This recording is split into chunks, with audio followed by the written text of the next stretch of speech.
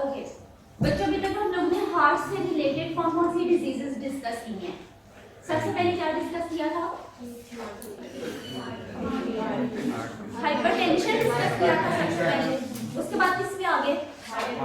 Heart failure पे, उसके बाद एरिथमियास पे। ठीक है, आज हम डिस्कस करने जा रहे हैं एंजाइना। कॉन्सेप्ट है ना एंजाइना का। एंजाइना भी क्या होता है? Chest pain. चेस्ट पेन है, कुछ और साइन सिम्टम्स आ सकते हैं? अच्छा, कभी ऐसे सुना है पसीना आना शुरू हो गया, थकन हो गई, फटीग हो गई, लेकिन सबसे पहले देखो मैंने आप सबसे पूछा कि एंजाइना है, बातें ना करो, ठीक है? मैंने सबसे पहले पूछा जी एंजाइना है, क्या साइन सबसे पहले आपके जहन में आया? Chest pain. ठीक है, चेस्ट पेन सबसे पहले आपके जहन में, इट मींस ये टिपिकल साइन है। बाद में पूछा अच्छा पसीना आना, थकन हो जाना, सेकेंडरी आपके सिम्टम्स आए ना जहन में है, पॉसिबिलिटी ये एटिपिकल सिम्टम्स हो, क्लासिकल सिम्टम्स ना हो। ठीक है, एक कॉन्सेप्ट आप यहाँ से क्लियर कर लो। लिपिन पॉट हम खोलेंगे, एंजाइना स्टडी करेंगे। ठीक है, एंजाइना में वर्ड यूज करेगा typical signs, classical signs, atypical signs. जी हम लोगों को पता है टिपिकल साइन है, इट मींस चेस्ट पेन। ये हम लोगों के बाद में समझा। अच्छा, मैंने तो किसी को ये भी सुना था कि पसीना आ रहा था, थकन थी, बस ऐसे है ना, तो वो these are secondary science, atypical science. अब ऐसा कभी सुने कि पेशेंट था, उसे एंजाइना था, ठीक है, किसी किस्म का वो साइन एंड सिम्टम नहीं था, टेस्ट करवाया पता चला जी ये तो एंजाइना का पेशेंट है। ऐसा कभी सुने? सुना है ना, ऐसा होता है। ठीक है, तो क्या हम कह सकते हैं दिस वाज साइलेंट एंजाइना? ठीक है, this is silent angina. Okay, अब आप लोगों ने जी हम लोग पढ़ने जा रहे हैं एंजाइना। पॉसिबल रीजंस क्या जहन में आती हैं? एंजाइना चेस्ट पेन है, इट मींस हार्ट के ऊपर कोई इफेक्ट जा रहा है। ऐसा पॉसिबिलिटी है कि हार्ट को ऑक्सीजन की सप्लाई कम है। ओके, जब हार्ट को ऑक्सीजन की सप्लाई कम होती है तो इस कंडीशन को क्या कहते हैं? इस्कीमिया। ठीक है, रिपीटेडली वर्ड इस्कीमिया आएगा जी, एक चीज हिंद आ गई, इस्कीमिया है।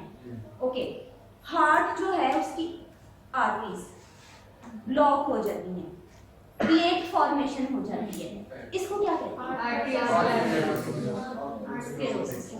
ये भी एक पॉसिबिलिटी हम लोगों के जहन में आ गई। यानी कि अब हम लोग पढ़ने जा रहे हैं एंजाइना। हम लोगों ने पहले से बना लिया जी एंजाइना एक ऐसी डिजीज है जिसमें टिपिकल साइन हम लोगों के पास है चेस्ट पेन, एटिपिकल साइन हम लोगों के पास ही स्वेटिंग आ गई, स्वेटिंग की प्रॉपर टर्म क्या हम लोगों की फार्माकोलॉजी में यूज करेंगे, फटीग आ गई, एटिपिकल साइंस आ गए। रीजंस हम लोगों के जहन में ऑलरेडी क्लियर हैं जी, ब्लड फ्लो प्रॉपर नहीं है, ऑक्सीजन सप्लाई प्रॉपर नहीं है। ठीक है, ऐसा है। अब हम लोगों ने जी गूगल पे डाला जी एंजाइना, एंजाइना की 3 टाइप्स आई। ठीक है, एंजाइना की 3 टाइप्स आई। बुक में क्लासिफिकेशन में लिखे एंजाइना हैज 3 टाइप्स, लेकिन ए बी जब एक्सप्लेनेशन किया ए बी सी और एक डी टाइप भी उसने लिखा। बेसिकली जो डी टाइप है वो अलग से कोई टाइप नहीं है, वरना वो भी क्लासिफिकेशन में लिख देता है it has 4 types. Basically it has 3 types. जो उसने डी टाइप लिखी है ना, वो अंदर ही एक एंजाइना है, उसके अंदर उसका लिंक है। सब क्लास वो जो एंजाइना है, वो एंजाइना बेसिकली सब क्लास है डी की। ठीक है, कौन सा एंजाइना स्टडी करते हैं? अब जो हम लोगों ने लिपिन पॉट ओपन की, हम लोगों को सबसे पहले टेक्स्ट मिला एथेरोस्क्लेरोटिक डिजीजेस। क्लियर है ना ये क्या है? अब हमारी बुक में इसने मेंशन कर दिया इन डिजीजेस का जो दूसरा नाम है that is coronary artery disease, जिसे हम सीएडी से भी एब्रिविएट करते हैं। Then we have ischemic heart disease. जी ये डिजीज है, इसके नाम से पता चल गया हमें, नाम से अंदाजा होगा इस्केमिक ऑक्सीजन की कमी है, ब्लड की कमी है, ब्लड फ्लो की कमी है टुवर्ड्स दी हार्ट। नेक्स्ट हम आ जाए जी, इसने वर्ड यूज किया है एथेरोस्क्लेरोटिक लीजन्स। लीजन्स भी तो हो सकती है ना आपकी आर्टरीज में। ठीक है, इसमें कोई टेक्निकल बात नहीं है। इसने अब इसमें क्या मेंशन किया है कि आपको इस किस्म की लीजन्स मिलती हैं इन कोरोनरी आर्टरी डिजीजेस में। ठीक है, which can lead you towards the angina, chest pain.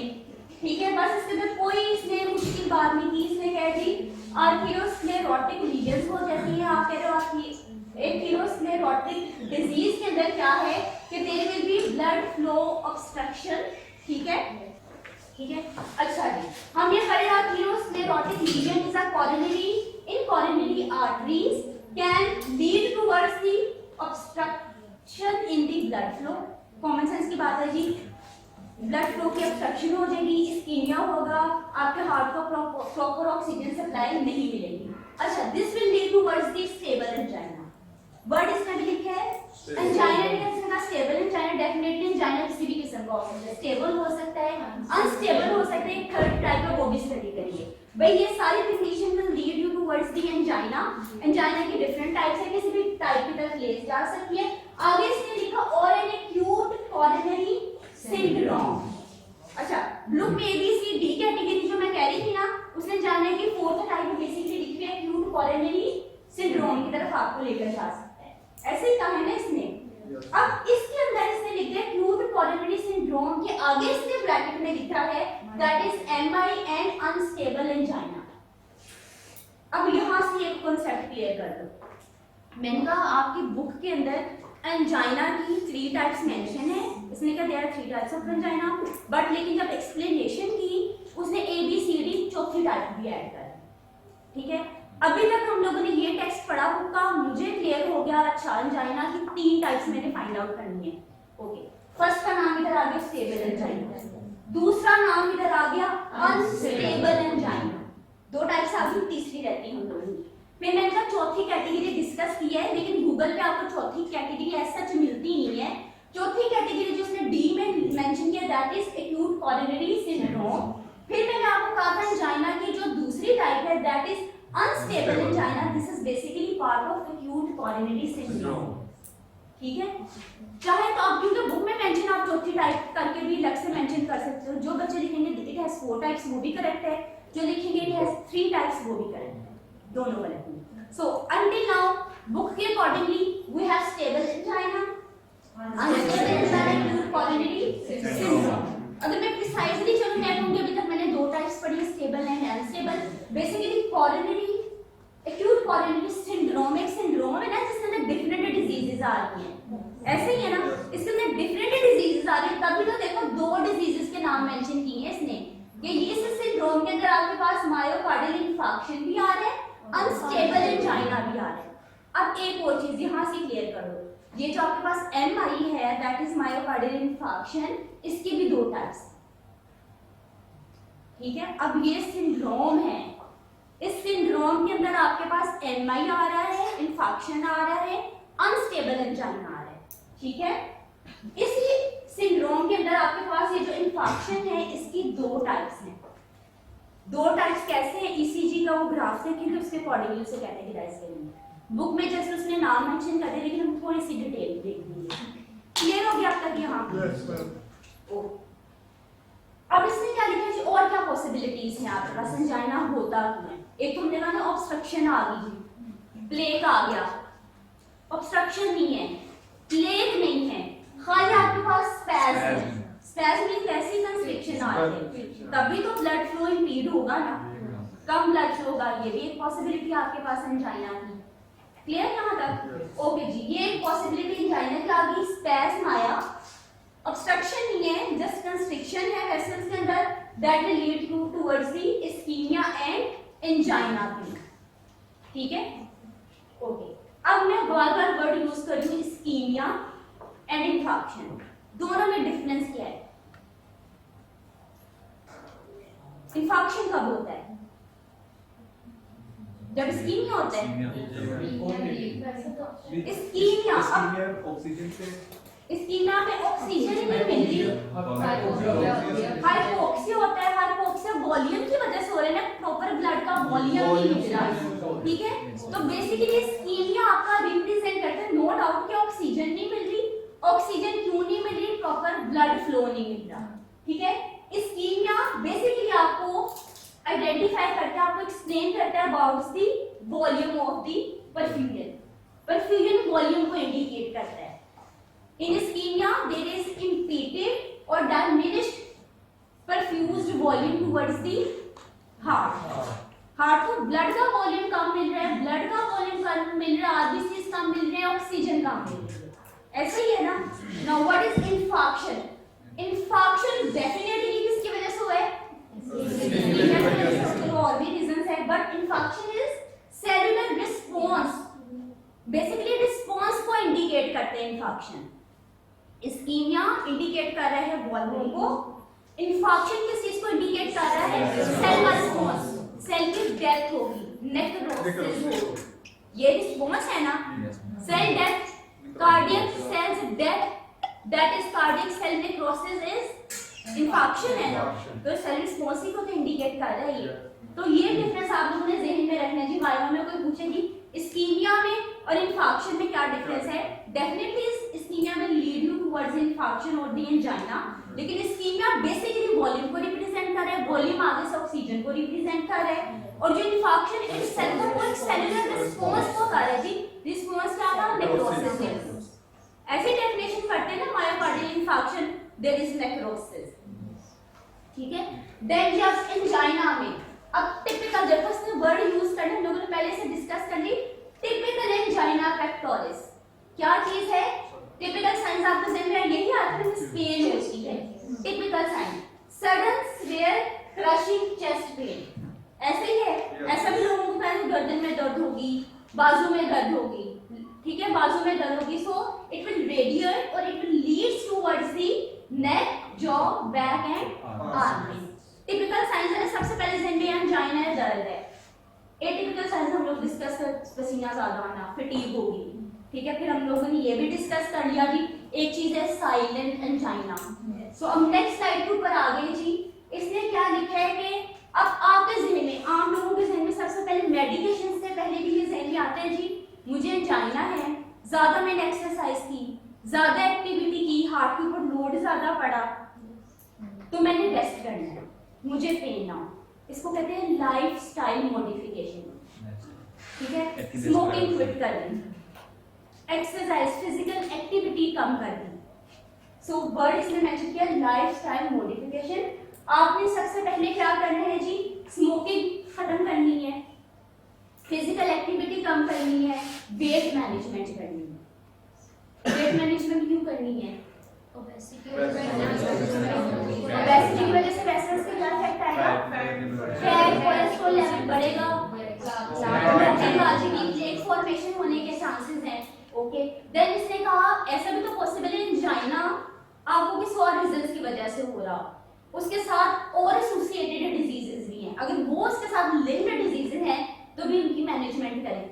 ये हम लोग सबसे पहले कहते हैं चेस्ट में है, रेस्ट करो, इसकी वजह से हो रहा है, अपनी इस डिजीज को कंट्रोल करो, ठीक है। अब इससे आगे वर्ड यूज कर दिया management of modifiable risk factors, भी उनकी मैनेजमेंट करें। वो कौन से फैक्टर्स हैं? हाइपरटेंशन, डायबिटीज, डिसलिपिडीमिया, डिसलिपिडीमिया के elevation of plasma cholesterol, triglycerides, ठीक है, कोलेस्ट्रॉल के लेवल बढ़ जाते हैं ना, तो इन अपना लाइफस्टाइल मॉडिफिकेशन करें, इससे एसोसिएटेड, इससे लिंक्ड जो डिजीजेस हैं उनकी मैनेजमेंट करें, उनकी प्रॉपर ट्रीटमेंट करें। नहीं हो रहा, we will move towards the medicines.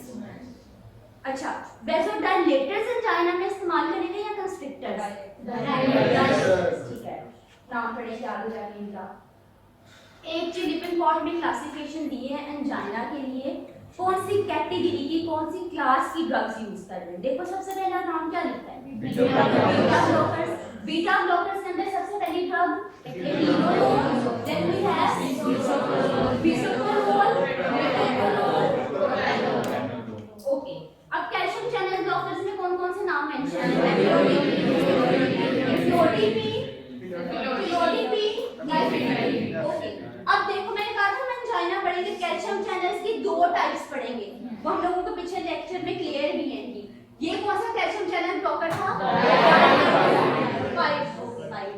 Non dihydropyridines, ये भी कैल्शियम चैनल ब्लॉकर है। इसमें कौन सी क्लासेस हैं? Then we have nitrates, nitroglycerin का नाम सुना है ना, सबलिंगुअल। इसमें सबसे पहला क्या नाम है? Nitroglycerin, then we have isosorbide dinitrate, then we have isosorbide mononitrate. बच्चों क्लासिफिकेशन पहले याद करनी है, नेक्स्ट लेक्चर में ड्रग्स के ऊपर हम लोग आएंगे। नाइट्रोग्लिसरीन हम लोगों ने पढ़ी थी ना पहले, गुड। अच्छा, टाइप्स ऑफ एंजाइना, मैंने कहा जब बुक खोलोगे लिखा है उसने we have 3 types of angina. First angina का नाम है दैट इज स्टेबल अनस्टेबल।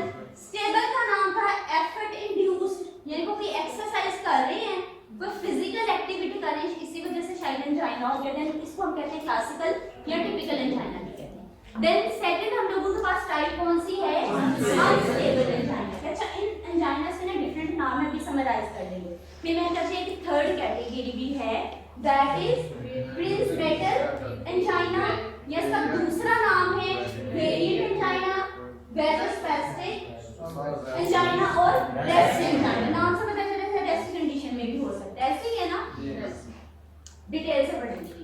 अब हर एंजाइना के इसमें 2-3 मुख्तलिफ नाम होंगे, ठीक है।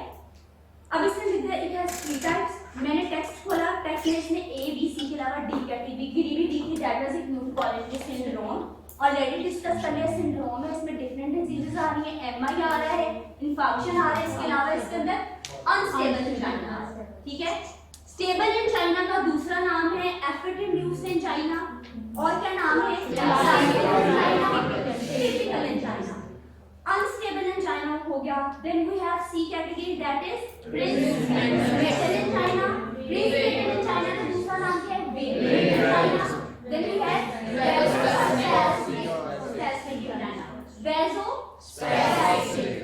वेज़ोस्पैज़म हो रही है, यानी कि कोई प्लेग अभी तक हमें नहीं नजर आ रहा है इसमें, देखेंगे भी इसकी क्या पॉसिबिलिटी ये एंजाइना की हो रहा है। और इसके अलावा इसका नाम है रेस्ट एंजाइना। डी कैटेगरी हम लोगों ने सिंड्रोम को डिस्कस कर दिया, ठीक है। अब जी ये डायग्राम्स आपको लिटिल पॉट में दिए, डायग्राम्स में क्या बता रहा है, डायग्राम इसमें क्या है जी, आपकी 50% ऑब्स्ट्रक्शन है, ब्लॉकेज है, 50% यूजुअली प्लेग, ठीक है। ब्लड फ्लो अभी भी जा रहा है ना, अभी एंजाइना हुआ नहीं but there is possibility of angina. Then हम लोग नेक्स्ट कैटेगरी में आ जाते हैं 99% ऑब्स्ट्रक्शन। इसमें क्या लिखा है, 99% अगर ऑब्स्ट्रक्शन है इट मींस रेस्टिंग कंडीशन में भी तो एंजाइना हो सकता है ना, कि मैं आराम कर रहा हूं, पेशेंट बेड पे लेटा है फिर भी उसे एंजाइना की पेन है, एंजाइना है उसे, ठीक है।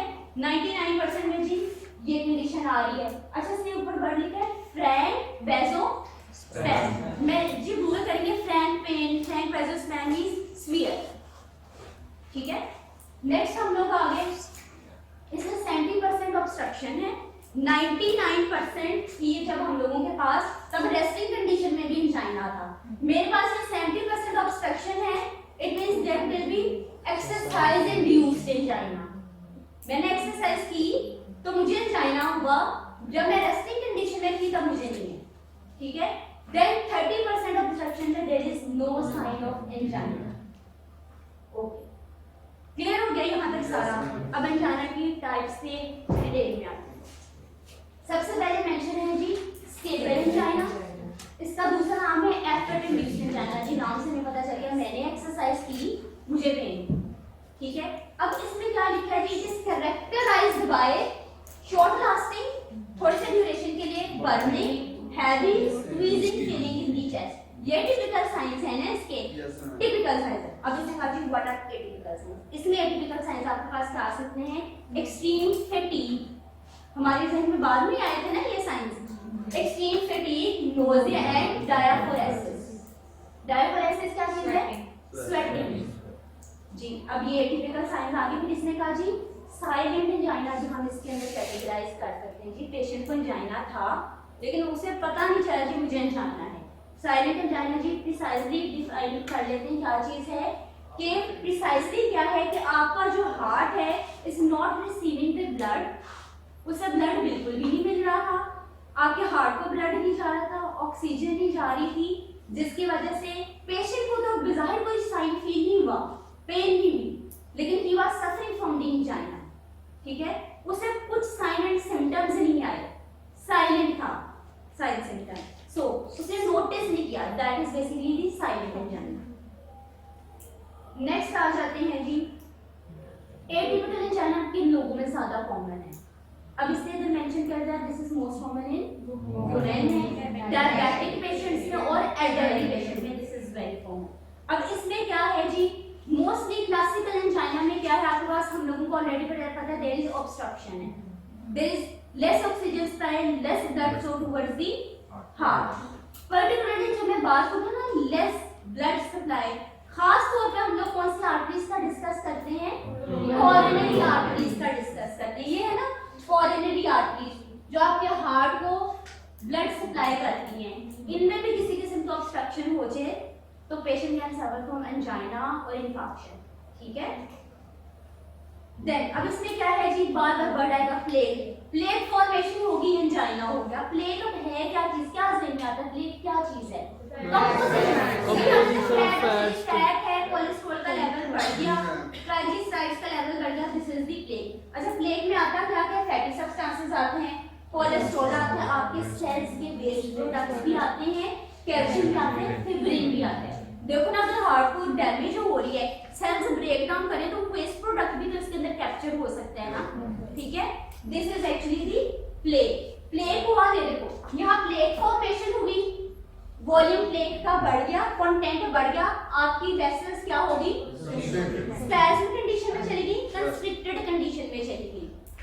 So this was plague. अच्छा जी, एंजाइना में ओवरऑल कंक्लूजन इज दैट जी आपका जो हार्ट है उसे ऑक्सीजन सप्लाई नहीं हो रही, इस्कीमिया है। ठीक है, अगर इस्कीमिया है, अच्छा क्यों हो सकते हैं इस्कीमिया, हम लोगों ने ज्यादा एक्टिविटी की, इस्कीमिया हो गए। इमोशनली आप डिस्टर्ब थे, स्ट्रेस कंडीशन में भी थे, हार्ट का वर्कलोड बढ़ा, हार्ट को भी ज्यादा ब्लड वॉल्यूम चाहिए, ज्यादा परफ्यूजन चाहिए, ज्यादा ऑक्सीजन चाहिए, नहीं मिल रही, there is possibility of angina. Then हम लोग आ जाते हैं जी डिवाइस जर्नल। अभी ये ड्रग्स के ऊपर डिटेल नहीं लिया, इसने कहा आपके पास टिपिकल एंजाइना है, हमारे पास ज़हन में आया जी रेस्ट करें नाइट्रोग्लिसरीन में, ऐसे का जुबान के नीचे गोली रखी, ऐसा आ गया। अच्छा, अब इसने इसको स्टेबल एंजाइना से बेसिकली कहा क्यों है? पहली चीज जी एक्सरसाइज की, मोस्टली ये कि एक्सरसाइज की एंजाइना हो गया, नो फिर भी ज़हन में आता है इसको स्टेबल एंजाइना कहा क्यों गया है? इसमें जो आपका पैटर्न है चेस्ट पेन का वो एक जैसा है, जिस किस्म की पेन फील हो रही है उसी किस्म की इंटेंसिटी, उसी ड्यूरेशन की पेन आपको फील हो रही है। Secondly, amount of effort needed to trigger the chest pain does not vary, यानी कि ऐसे कोई वेरिएशंस नहीं आती हैं आपके पास, इस वजह से हम लोग इसे कहते हैं दिस इज स्टेबल एंजाइना। दोबारा से अब ये लाइन पढ़ो, इसने इसे स्टेबल एंजाइना क्यों कहा है? When the pattern of chest pain, first thing is chest pain का पैटर्न सेम है, secondly amount of effort needed to trigger the chest pain does not vary, जितनी एफर्ट करते हैं उतनी एफर्ट में ही इस किस्म का, इस कंडीशन का एंजाइना आता है। इस वजह से हम इसे कहते हैं this is basically the stable angina. किसी वेरिएशन ये कि मैंने कम किया तो भी मुझे ज्यादा एंजाइना, ज्यादा पेन फील हुई।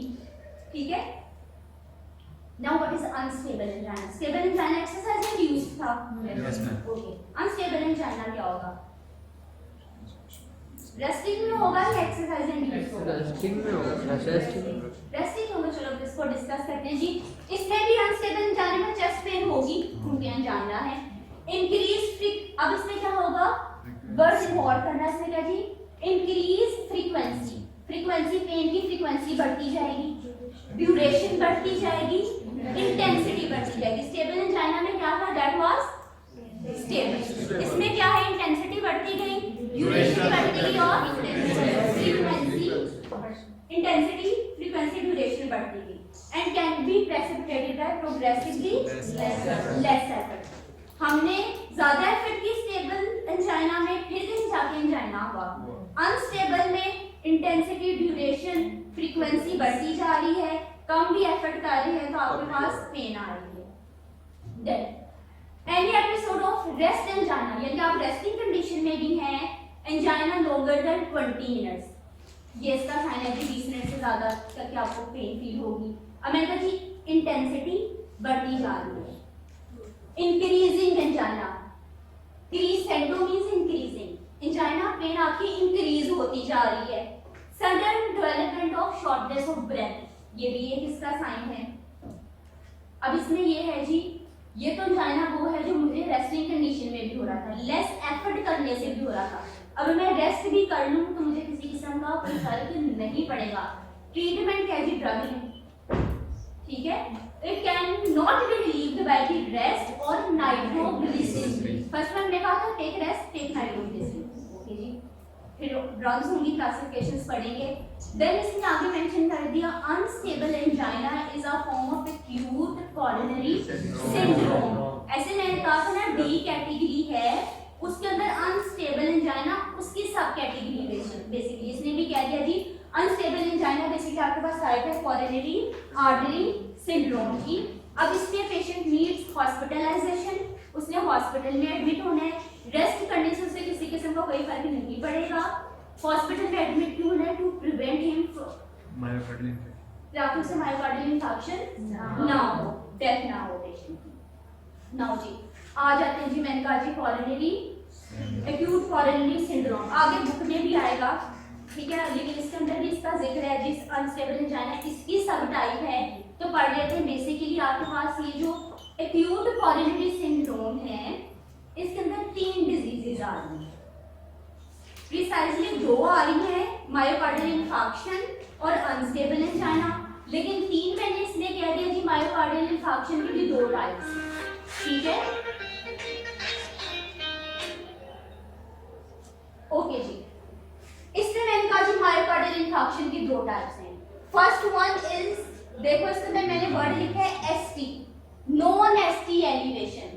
ईसीजी के अंदर जी एक लाइन है एसटी लाइन, ठीक है, वो देखते हैं क्या है जी।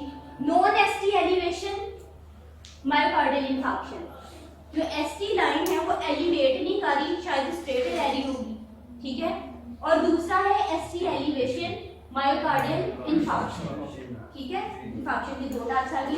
देन अनस्टेबल एंजाइना भी इसी के अंदर आ रहा है। मैंने कहा elevation, no elevated, non elevated ST. ST line इसमें क्या स्ट्रेट है ना, एक मायोकार्डियल इन्फेक्शन है जिसमें ये जो एसटी लाइन है वो एलिवेट करेगी, ऊपर को उठेगी, एक में नहीं करेगी, ठीक है। अब एसटी है क्या चीज बच्चों, इसमें ईसीजी के अंदर ये जो एसटी है ना, देखो एस यहाँ पे खत्म हो रहा है, खत्म हो रहा है, टी यहाँ से स्टार्ट हो रहा है, कह सकती हूँ मैं this is the duration, this is the section after the end of S and before the start of T, कह सकती हूँ ना, ये लाइन बच्चों स्ट्रेट है। अच्छा अब मैं वैसे जनरल बताऊं जी, ये ड्यूरेशन ईसीजी की बात है ना, अच्छा वैसे ये ड्यूरेशन आती कब है, this is the interval between the ventricular depolarisation and the depolarisation, elevated. अब मैंने इधर दिखाया जी ये एलिवेटेड, एसटी लाइन जो है, एसटी लाइन जो है यह एलिवेट, स्ट्रेट नहीं है, एलिवेट कर दिए। दूसरी फिगर में भी ऊपर इसने बताया जी एलिवेट कर दिया। बेसिकली ये है elevated ST myocardial infection, basically ये टर्म ये चीज है ना। अब इन दोनों में भी डिफरेंस, थोड़ा सा जनरल लैंग्वेज में जी डिफरेंस पढ़ लेते हैं, इन दोनों में डिफरेंस क्या है। अब एसटी एलिवेशन मायोकार्डियल इन्फेक्शन में आपके पास क्या चीज है, there will be complete blockage, complete blockage है, या तो ब्लॉकेज है ज्यादा ड्यूरेशन के लिए, कहां पे, आपकी ब्लड वेसल्स के अंदर, कोरोनरी ब्लड वेसल्स के अंदर। अब इसको ऑपोजिट क्या होगा जी, नॉन एसटी में क्या होगा, नैरो हो जाएंगे आपकी वेसल्स, ठीक है, कुछ देर के लिए, ट्रांजिएंट ऑक्लूजन है, प्रोलॉन्ग्ड नहीं है जिस तरह ऊपर थी। Then we have micro embolization, thrombus है माइक्रो लेवल पे है, ठीक है। देन ये जो आपके पास नॉन एसटी है that is less severe as compared to the ST, ठीक है, इसमें आपके हार्ट को कम डैमेज है। क्लियर हो गया? Yes ma'am. जी थर्ड टाइप ऊपर आ जाइए, कौन सा थर्ड टाइप मेंशन है, प्रिंस मेटल एंजाइना जी, अनकॉमन एंजाइना है। अब इसमें क्या है, इसमें भी एंजाइना के एपिसोड्स आएंगी, रेस्टिंग कंडीशंस में भी आएंगी, ठीक है। पिछले एंजाइना में आपकी क्या थी, अनस्टेबल में आपकी वेसल्स जो प्लेट फॉर्मेशन हो रही थी, ब्लॉक हो रही थी, एम्बोलिज्म थी, ऐसे ही था ना। इसमें से क्या चीज मेंशन किया है, there will be decrease blood flow to the muscles. अच्छा क्यों होगा, that will be because of the spasm of the coronary arteries. जो मेजर रीजन है आपकी जो आर्टरीज है उसका स्पैस्म हो जाएगा, कंस्ट्रिक्शन हो जाएगा, ठीक है।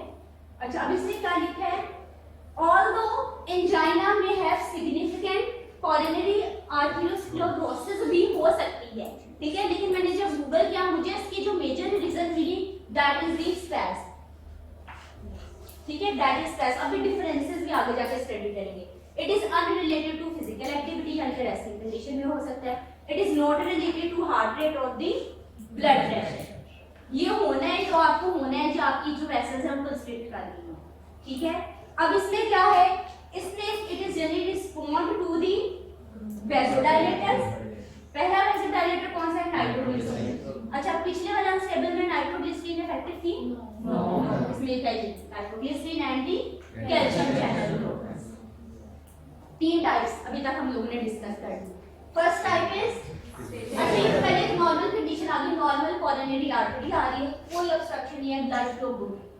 देन वी हैव अथीरोस्क्लेरोसिस आ गई, किसमें, स्टेबल एंजाइना में, देखो आ रही है ना स्क्लेरोसिस। देन हम लोग बात करते हैं कि अनस्टेबल एंजाइना में स्क्लेरोसिस है with the blood clot. Stable किसमें था, exercise induced, it was in the resting condition as well. 99% हो सकता है ना कि ब्लॉकेज हो। देन हम लोग आ जाते हैं कोरोनरी स्पैज़ में, नीचे ये देखो नीचे क्या है, कोरोनरी स्पैज़ में कंस्ट्रिक्ट कर दी। कोई प्लेट नजर आ रहा है, मैंने गूगल किया, मुझे जी इन तीनों में ये डिफरेंस नजर आया।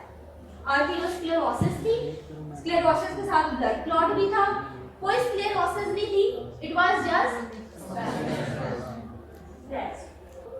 ओके बच्चों। हम तीनों टाइप्स हम लोगों ने एंजाइना की तीनों टाइप्स जो थी वो डिस्कस कर ली। अब हम लोग डिफरेंसेस की तरफ आ गए, रिवाइज कर लेते हैं सारा जी।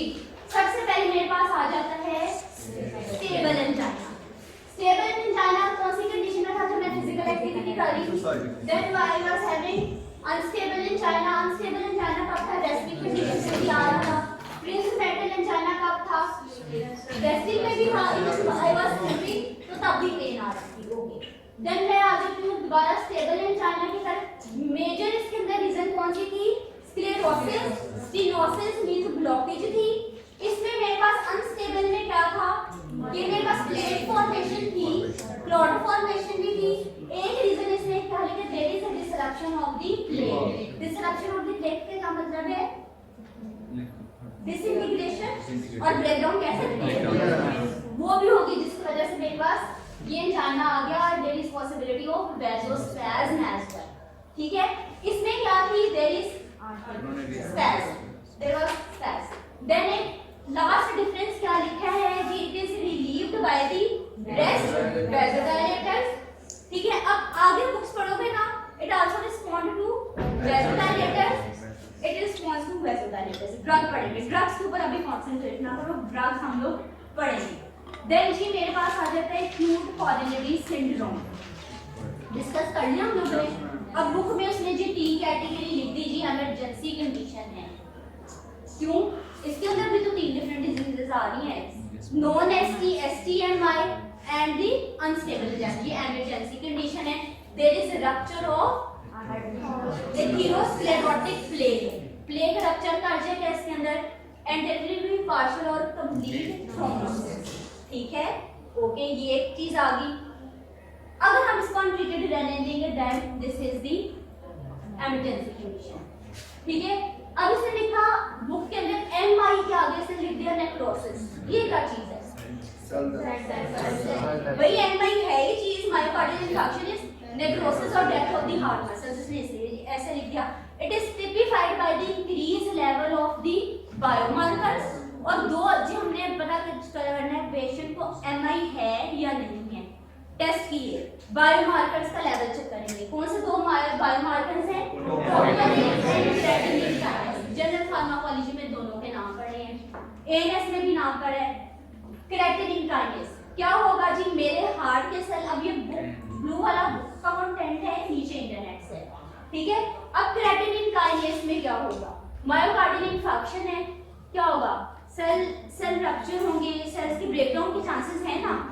अब उसमें इसने क्या कहा है जी, क्या होगा, there will be destruction of the cell membrane, why, because of definitely because of the hypoxia, जिसकी वजह से there will be release of CK, that is the creatinine kinase from the cellular cytosol. भी cell के आपके myocardial cell से C K निकल गया तो ब्लड में जाएगा ना, ब्लड में उसका लेवल बढ़ गया, that is indication of MI, दूसरा बायोमार्कर कौन सा डिस्कस किया है? ट्रोपोनिन। ट्रोपोनिन कहाँ नाम सुना था? स्लाइडिंग करते हैं ऐसा कुछ सुना था? ट्रोपोनिन का उधर कोई रोल है? इसमें भी एक और बायोमार्कर क्या है जी? सेल्स आपके डिस्टर्ब हुए, क्रेटिनिन का लेवल, ट्रोपोनिन का लेवल भी बढ़ गया।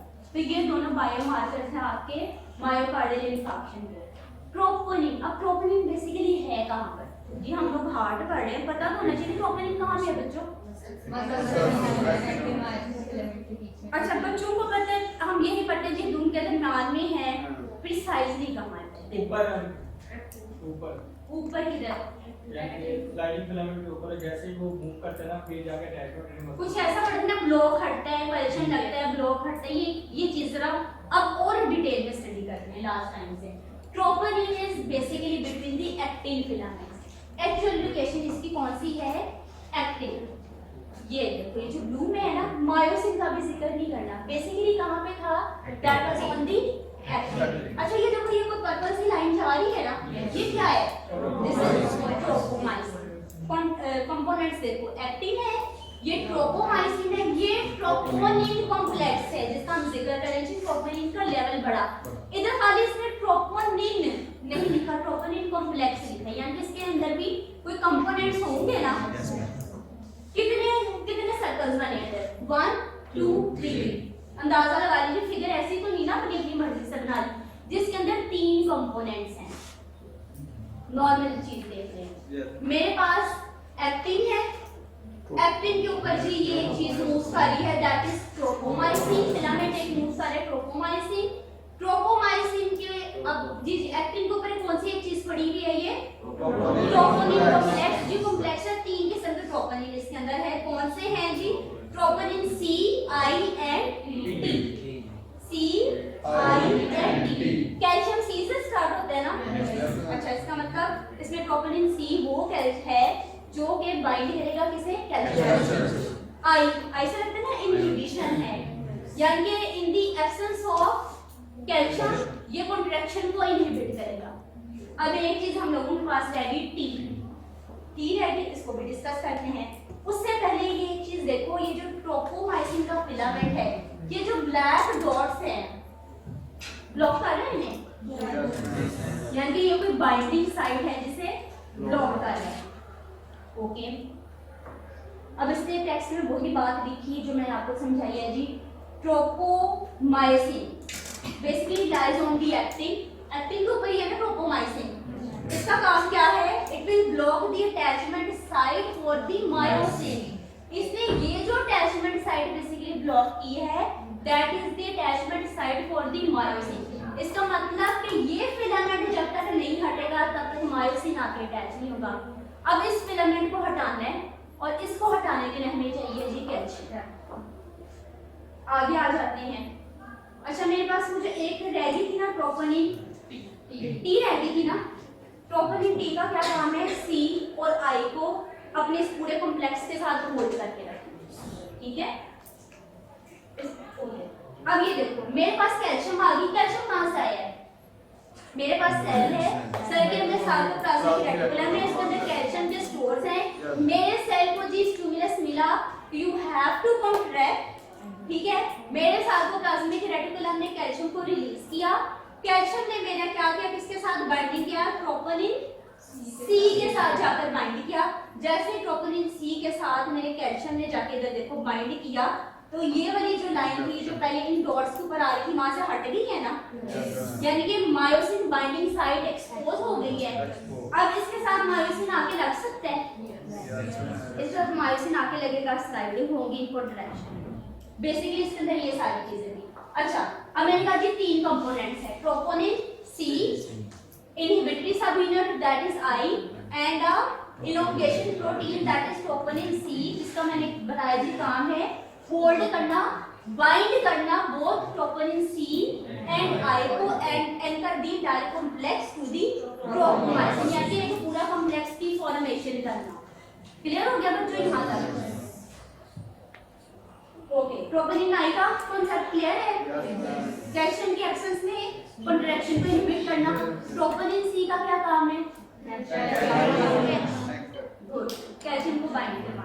अच्छा जी, अब जी क्या होगा जब कैल्शियम बाइंड कर देगा, ट्रोपोनिन के साथ हमने पढ़ लिया जी, ट्रोपोनिन के साथ जब कैल्शियम ने बाइंड कर दिया, देखो ट्रोपोमाइसिन हट गया, उसने मायोसिन बाइंडिंग साइट एक्सपोज कर दी, जिसकी वजह से स्लाइडिंग हो।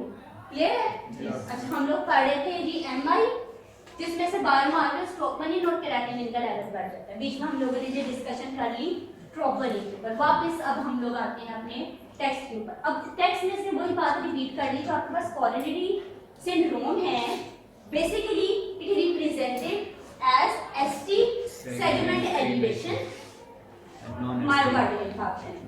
नॉन एसटी मायोकार्डियल इंफार्क्शन इसके अंदर आता है, अनस्टेबल एंजाइना इसके अंदर आता है। क्लियर है ना? हम लोग ये चीज डिस्कस कर ली थी। अब ये चीज मैंने कहा जी मायोकार्डियल इंफार्क्शन में there is elevation of biomarkers. दो बायोमार्कर्स का क्या नाम था? Troponin and CK. ठीक है, मैंने ये तो नहीं कहा कि अनस्टेबल एंजाइना में भी इसका लेवल बढ़ जाएगा, नहीं ना कहा। तो इसने यही बात आगे लिख दी, note in unstable angina increase in biomarkers of myocardial necrosis are not present. ठीक है, तो बच्चों ये आज का लेक्चर था, रिवाइज करना है।